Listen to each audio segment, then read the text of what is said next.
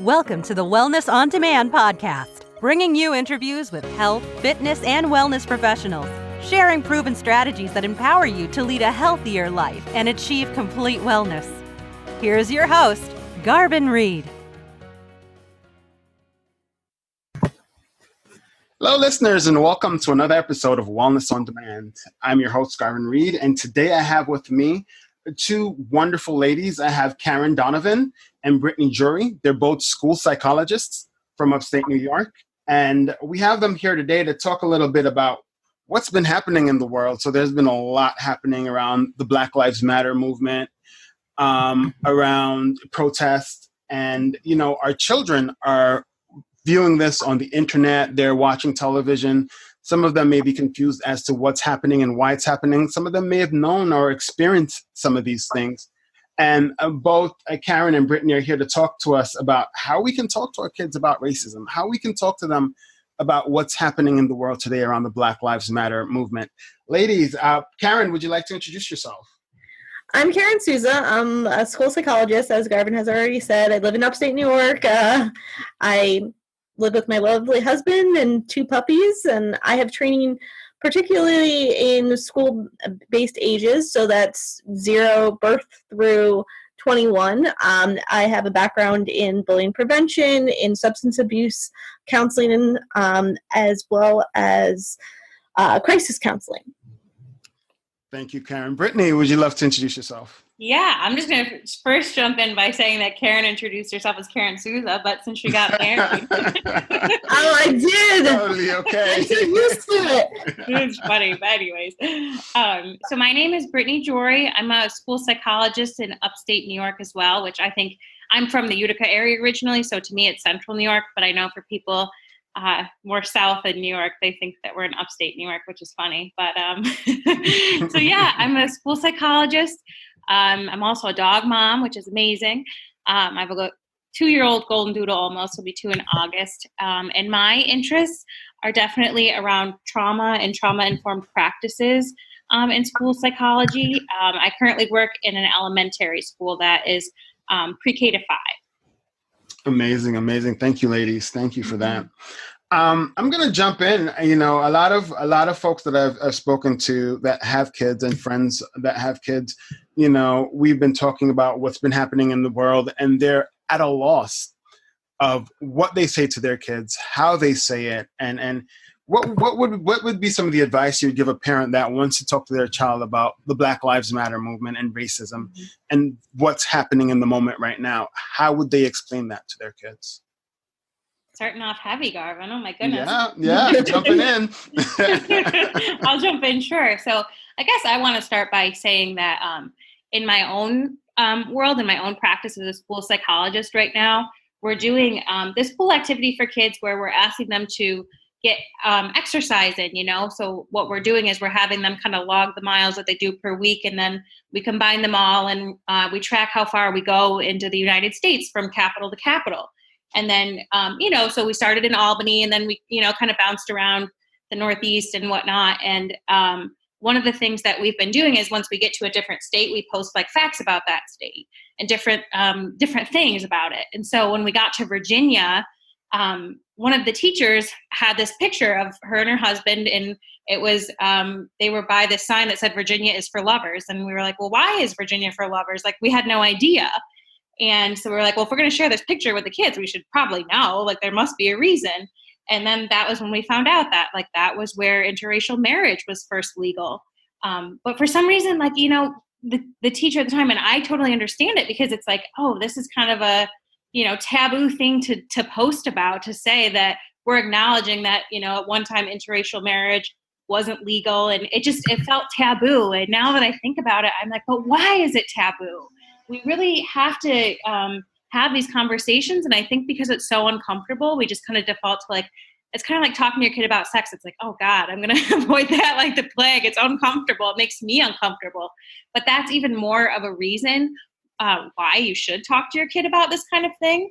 And I think it's okay to say, like, I feel uncomfortable about this. And it is a topic that has a lot, you know, around it. But I think the first step in any kind of conversation is just acknowledging that it exists, like introducing the elephant in the room, if you will. I absolutely agree. You can't see me because we're obviously on a podcast, but I'm nodding. And, the making people, sometimes we need to be uncomfortable in order to grow and in order to learn. And also as a parent, be a good role model, avoid, stereotyping, avoid trying to not talk about the things that make you uncomfortable. And that's how you role model that it's okay to have these conversations. It's okay to be uncomfortable and have a conversation. It's completely okay to be transparent with your kids and say, yeah, this makes me a little uncomfortable too, but we're going to learn about this together and we're going to go through this together, especially older kids, middle school, high school. I don't know a lot about this movement. Let's learn about it together and let's do our research and let's go to people who are more knowledgeable about this and talk about it. Absolutely. Agreed 100%. As adults, we hate uncomfortable things. Kids are a lot braver than we are in that sense, where they're willing to be a little uncomfortable and jump into things. So sometimes it's good to just have that conversation with your child. A lot of people wouldn't know where to start, but like you said, just let's do the research together. Let's check on Google. Let's see what's happening in the world and find a way to break it down for your child. Now, have you guys ever had to deal with a situation in your careers where you've had to deal with a child and kind of walk a child through this process? And what's that been like? I worked at a school for at-risk youth and emotionally disabled youth. And in that program, we spoke a lot about discrimination. We spoke a lot about racism. We spoke a lot about sexism. We spoke a lot about classism. And all of these kind of concepts are ways that people get discriminated against. And it's important to continue to have these conversations and have these conversations about, not, that stereotype, not all cops are bad, not all, talk about the stereotypes and kind of break down those stereotypes that they don't apply. As kids, even like 2-year-olds, they're learning how to sort and organize information. And as adults, we realize that sometimes we don't need to sort all those information, that everybody's on the same page, and let's show the positives of being different. Mm-hmm. Yeah, and I know, like, for me, in my experience, in the school district I work in now, I would say that we have a smaller population of children of color. But I think that in a previous district that I was in, it was more so that the faculty and staff population was primarily white, while the students were Black. And I think that there really was a disconnect there. And it was like, you don't see me for me. And I think that one of the things that I would, if nothing else, the one thing that I would want to share with families is do not teach your children to be colorblind. This is not about saying, oh, I don't see color and everyone is equal. Because unfortunately, the reality of that is yes, we are equal, but we haven't been treated equally. And so we need to educate our children on the difference of that, and that, we cannot just be colorblind and blind to differences. We have to acknowledge that, geez, this is a student who very well have heard racial slurs, and what is your background? And knowing that I see you and I appreciate the background that you're bringing, and I acknowledge that, and what can I do to help you? And that's not just about being colorblind. It's about not having the same, reaction to, oh, you're gay, it doesn't matter to me. It's about, you're gay, I know you're gay, and what can I do to be an advocate for you so that you don't feel, people see you or judging. Yeah. Agreed 100%. And it's, when it comes to race and color, it's not, when you say I don't see color, it's like putting on a blindfold to cultural differences, right? Like there's obvious differences, and it's okay to acknowledge those differences. And embrace them. Exactly. And embrace them. What is not okay is to isolate or judge or, or be racist about those differences, but definitely identifying and embracing them is a good thing. In terms of dealing with children, with youth of color and those who face racism and experience those things, and even the LGBT community that whether it's just being dealing with their sexual identity and or dealing with their race, how have you guys dealt with that? I don't know, Karen, do you want to jump in or should I jump in first? You can jump in first. I was just thinking that, that's a lot in one question.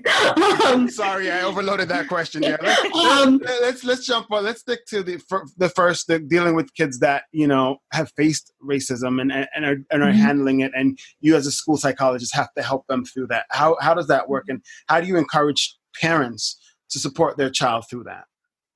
So I think that it's hard because we all have this mindset of when a child or even an adult come to us with a problem, we want to automatically fix it. We want to resolve it. But this is something that unfortunately is so much bigger than that. It's so much bigger than like I'm sorry that I hurt your feelings. So it really does take, the time, and it takes a lot of practice to learn about even being a school psychologist and how I can better myself. And it's something I definitely want to do. I think that in my interactions with, children who have experienced this, it's really important to, if nothing else, to be present in the moment and to just hear their experience and then validate how they feel.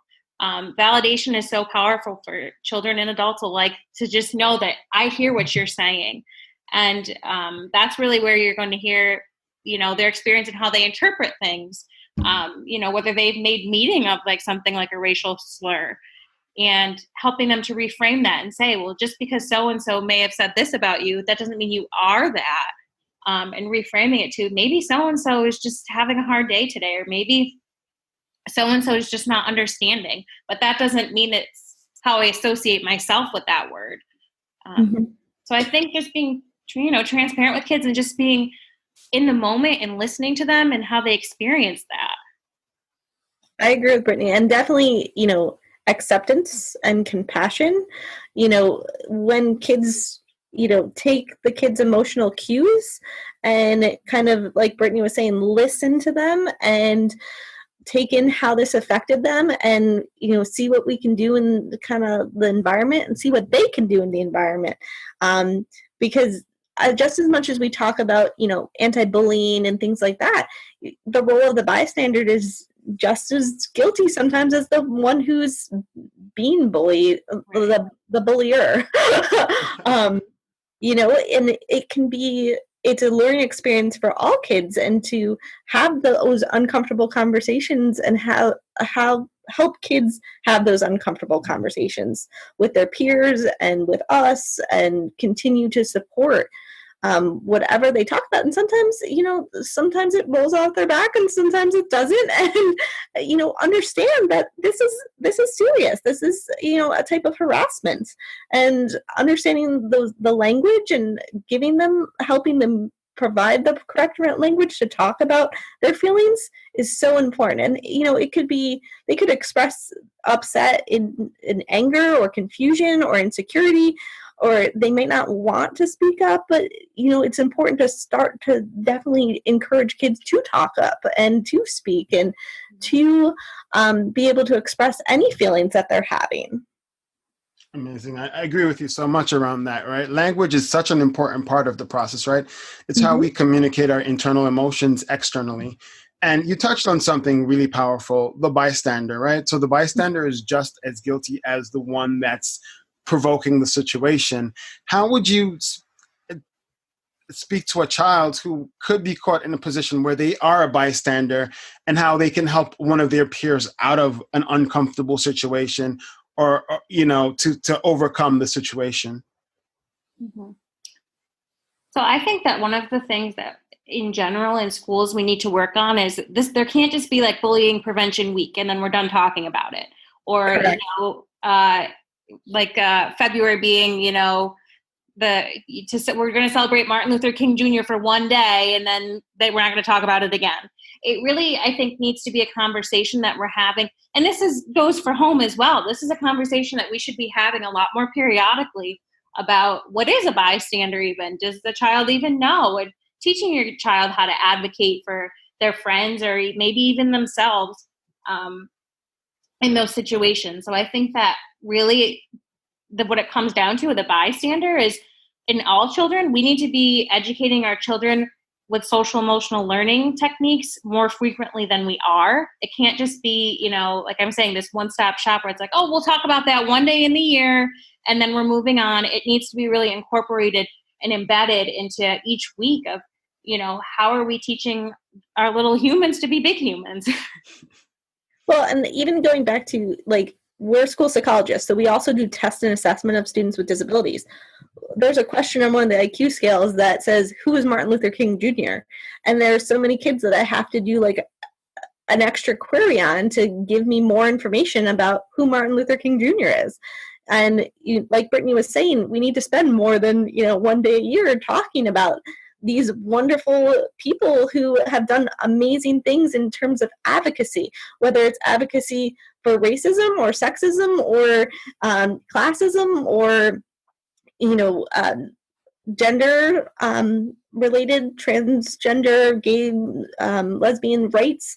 All of those are super important. And there's so many awesome people out there who have done amazing things in terms of helping advocate for these populations, and we need to be talking about them more regularly in all ages and adults too. I agree with you 100%. It is an everyday process. It's an ongoing process that we need to continue. It definitely starts. We have to start somewhere, we can't just depend on the school only to do it. It should be a part of the school process and the learning process. But how do you suggest parents who want to get this conversation started with their child and want to dive in and to keep that process going? Do you guys have any suggestion for parents that want to make sure that their child is well informed and is behaving in the right manner when they're out in public? So I think, honestly, the best source of learning for children, and I'm talking about children as young as, 0, 1, 2, are to buy books on these topics. There are so many awesome children's books about race and different cultures and even, like Karen was saying before, like the LGBTQ community. And I think that experiencing those books would be a great way for children to learn about these things.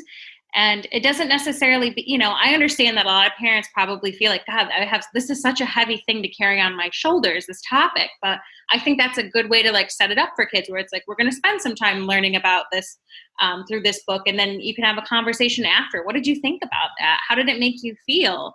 And, what is our next action step? How can we help?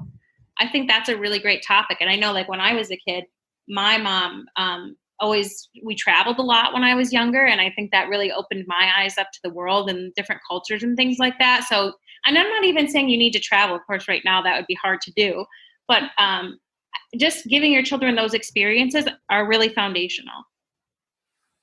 And and books are a great way to do that. And even talking about other cultures and what people do in other cultures, and, that we're all from different backgrounds, and our next door neighbor might have this even religious or culture, or these people do this and this is really cool, and and being open to that and not stereotyping people or countries or that we need to, or ethnicity, affiliations, appearance, because that can create prejudice, that stereotyping.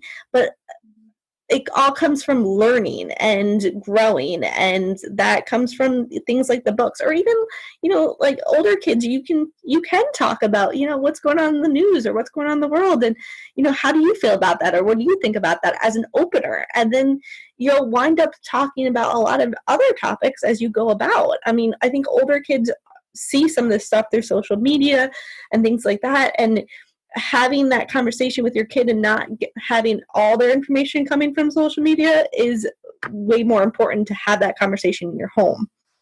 I agree. And kind of jumping off of what Karen just said, one of the worst things that we can do is do nothing, because then we're relying on the world to just teach our children about these things. And that can be so dangerous. We know that the media sensationalizes so many things. And, if our kids are just seeing police brutality on TV, or they're only seeing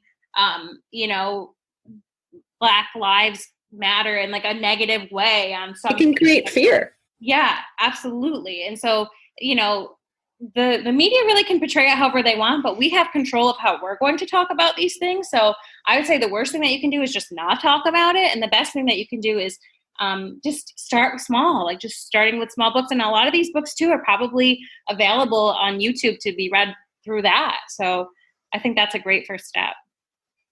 Amazing. Thank you for that. You touched on something that also concerns me a lot when it comes to kids, my own nieces and nephews.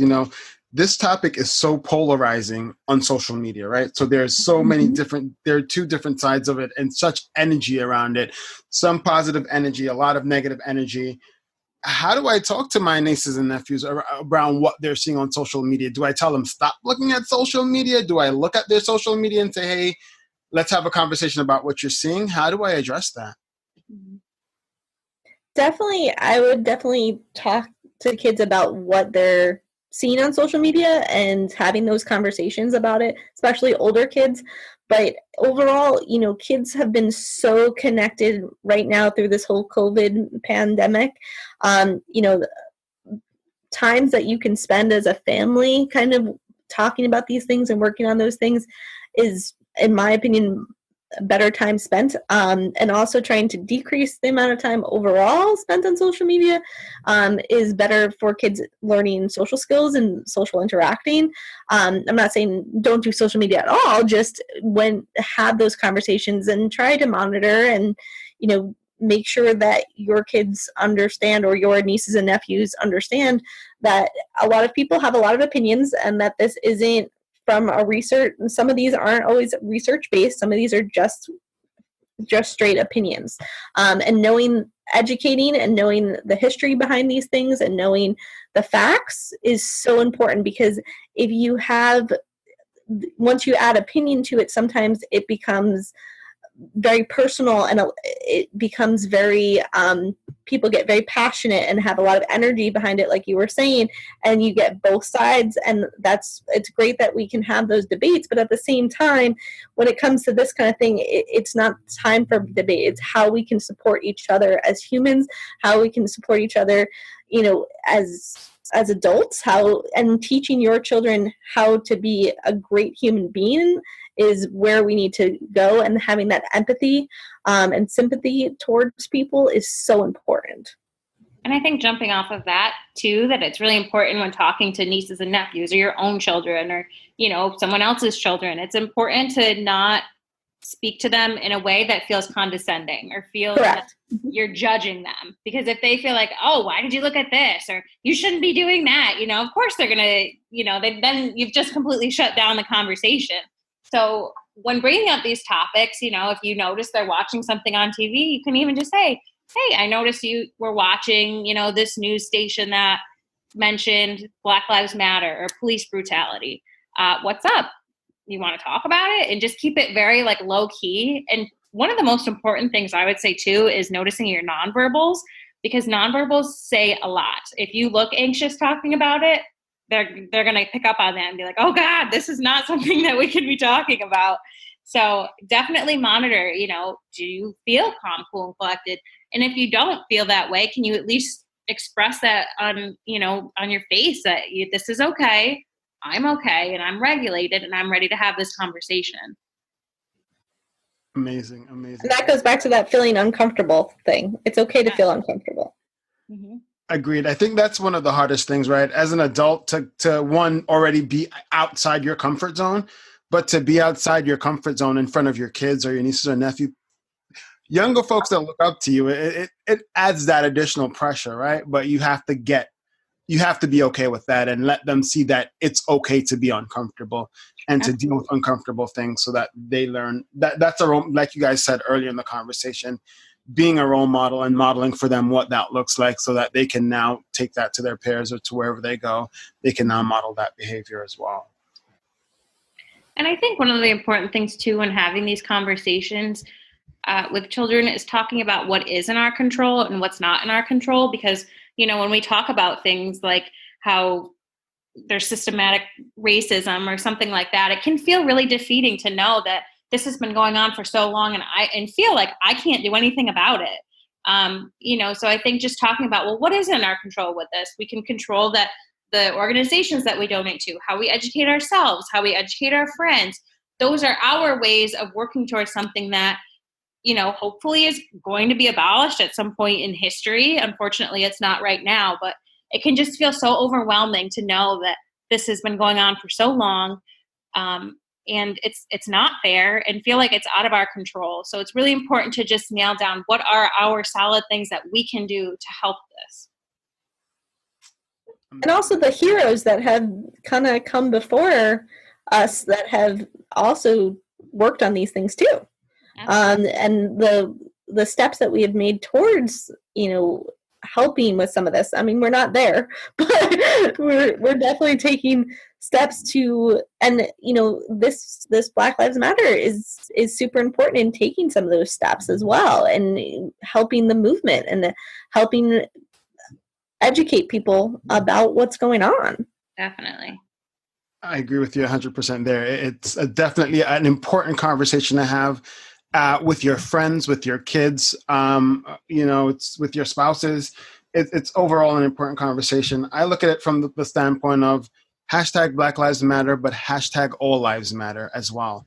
And, it's an important thing to see that where we go from here, we have to work together as the human race to get to a better place. And not try to, put one group above the other or overshadow each other. But we have to work together. It's really that simple if we want to be successful. Mm-hmm. Ladies, thank you so much for joining me on this podcast. It was an important conversation to have. I hope this helps some parent out there that is struggling with a way to talk to a child about this and how they can address it and how they can help them, because the truth of the matter is we may not abolish this in our time, but the next generation is coming up. And if we set them all up for success and have this conversation with them now, the future can be brighter because of them. Absolutely. And just, to end on it, all lives do matter, but it's almost like they can't matter until the Black Lives Matter. So I'm hoping that even just like this is a small step that I could take to show my support in that way. And I hope that we can all find our small things or large things, depending on our resources, to support this moving forward. Absolutely. I agree with you 100%. And you're absolutely right in that. And this is our way of being able to support that as well. So thank you both, Karen and Brittney, for being here. Again, you're listening to Wellness on Demand. I look forward to seeing you on another episode. Until then, have a good one.